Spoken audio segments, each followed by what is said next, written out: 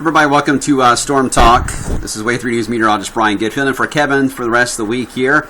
Been a wild day when it comes to these gusty winds we've had around the area, but let me discuss that because we're at the back end now of the wind potential. We've got gusts now in Louisville 36 miles per hour, 31 at Fort Knox, and 30 in Corydon.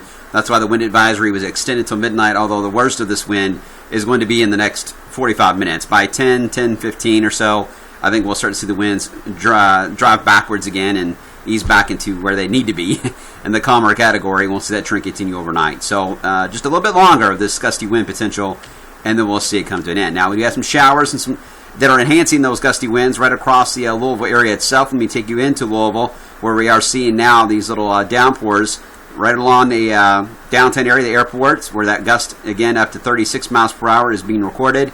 Another little batch of wind here, potentially with this batch of showers across portions of Meade County. And that's it. That's the last of it. But it is moving through the Louisville area as I speak. So Futurecast has a pretty good handle on this. These little bands moving out of here will quiet things down after this moves on by. So roughly 11 o'clock midnight through about 3 a.m. Relatively quiet and dry. But then after that, another wave will drop down from the north that will enhance the shower activity for tomorrow morning's commute. Maybe a little breezy, but I don't see anything like we're dealing with now. But there will be some showers around early in the day. And then for the afternoon, as one of those deals, we're going to have more of a convective environment. We'll discuss that more in a second. But showers around, maybe some lightning strikes and some small hail cannot be ruled out tomorrow. Not to the point of severe weather, but there could be some downpours around. And if we get any mix of sunshine, which is possible, especially south of I-64, if we get any sunshine and mix into this, that would only increase the potential for hail, small hail, and some lightning strikes tomorrow afternoon. So even though it's going to be in the 50s, don't be surprised if you experience a thunderstorm, non-severe. Then after we move into that period, Thursday night into Friday, we start off chilly, around 32 at the freezing mark. Does look to be dry. That's important to watch because another wave quickly moves in Friday morning through midday. This is going to be an earlier event. Showers will break out. It's got a cold front attached to it, so we're going to drop by the time we get the afternoon into the evening time period. And then we get into the question, are we going to see any of this change over to a bit of snow before ending? So keep this map in mind as I show you the other maps here in a second. First off, here is the Schreff model. The black line is the average of all the different ideas it has, but this is the ability for instability to take place. We've got instability this evening. We've got it again tomorrow afternoon, and we've got it again Friday. That's the reason why, again, it's not off the charts. It's below 200, in fact, which is low, not even close to severe weather potential. But it can be enough to create a few lightning strikes. And interestingly enough, the soundings are showing some elevated cape that is developing here. It's a relatively dry sounding. There is a bit of moisture for these downpours, but the freezing level low enough that, yeah, there could be some either hail or we could see some graupel, which is snowflakes that collide with raindrops, basically, and it kind of creates a sleet look to it, but a little more frosty. So graupel is possible. It's more of a convective process than a wintry process, but we could see that as we head into Thursday and maybe even Friday. And the Schreff ensembles, by the way, they were at least hinting at a little bit of blue. Blue would have been snow for Friday night and Saturday. Now it's only got a slither. If you look carefully, a little bit of blue showing up. Most of this looks to be rain, and I like that trend, and I agree with that, because even if we were to get to the point where we can support snowflakes, which, by the way, would be about 3 o'clock in the morning Friday night or early Saturday. Here's the sounding from the NAM model. Just dry enough in the snow growth area that it would not be able to generate a snowflake. It would likely be drizzle. If we were to see this fill in a little more, which is possible, then we could talk about snowflakes.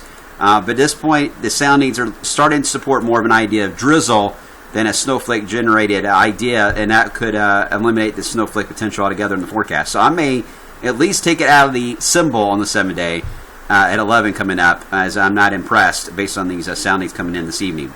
Now, Saturday afternoon, this is the time period that I've been watching all week long. We do have a cloud deck early in the day. Now, how much drying throughout the day on Saturday will determine how quickly we get sunshine, and secondly, how warm we get. Now, I will say this, it's not going to be warm no matter how you look at it. Even with full sun, we'll be in the 40s all day.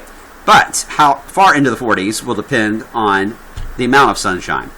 The soundings indicate there could be a slight inversion layer in the mid-levels, and then another inversion layer higher up, some high-level clouds, which isn't that big a deal. But the lower levels, if we can keep these two lines separate, which indicates dry air, then that would allow us to break out in some sunshine. But if we do see an inversion and the cloud cover does get trapped for several hours on Saturday, we may struggle to get out of the 30s. But we'll monitor that and fine-tune it as we get closer. After that, we begin to warm up on Sunday.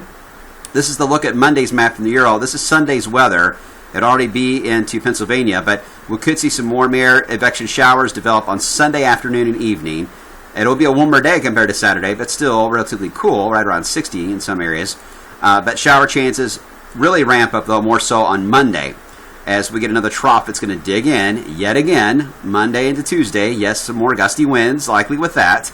And that will lead to a pretty broad trough next week, and a relatively deep one as well. And it's what's going to have some staying power to it. Mainly because an area of low pressure with a negative NAO teleconnection going on, that's going to force that low up the Maine and Nova Scotia, which is going to block the pattern a bit, and we may get stuck in a cool pattern, but seasonable. What we would think of in spring, upper 50s to around 60 on a daily basis with sunshine. And that would start about a week or so from today and continue into about next Friday of the next week there. Then we have this mess that's going to roll out. Now, this is where the GFS and the Euro diverge, but the Euro is trying to break off this low pressure and make it more of a cutoff low that worked its way slowly to the east by the 18th or so of April. This would eventually lead to a good amount of warmth coming our way.